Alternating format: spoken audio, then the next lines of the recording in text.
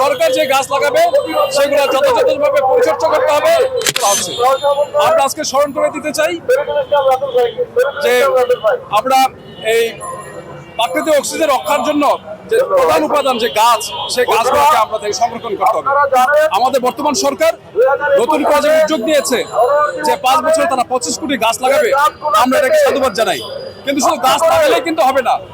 আমরা দেখি যে অনেক সময় অনেক প্রতিষ্ঠান, অনেক সংগঠন লক্ষ লক্ষ গাছ লাগিয়েছে, কিন্তু পরবর্তীতে কিন্তু আমরা সেগুলো অস্তিত্ব দেখতে পাই না।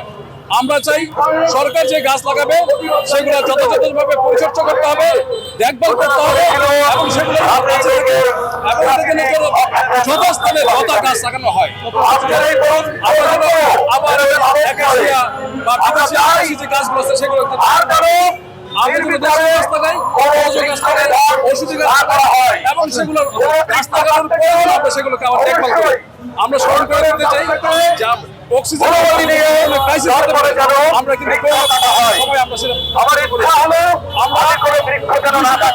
2000 টাকা আমাদের কিনে হয়েছে।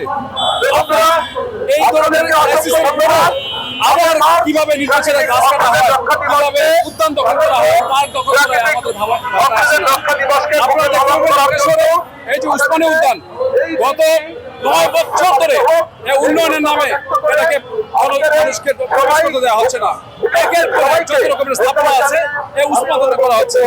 আমাদের সুরাদি উদ্যানের অধিকাংশই এই শিশু পার্কের উন্নয়নের নামে গত 8 বছর ধরে তারা এটা কিন্তু বন্ধ করে রেখেছে। আমরা চাই এই সমস্ত যে ঢাকা শহরে যতগুলো পার্ক আছে, যতগুলো উদ্যান আছে, সেগুলোর গাছ, সেগুলোর পরিবেশ যথাযথভাবে রক্ষা করা হবে এবং সর্বসাধারণকে মুক্ত করে দেওয়া হোক। এই জন্যই আজকে আমরা এখানে দাঁড়িয়েছি।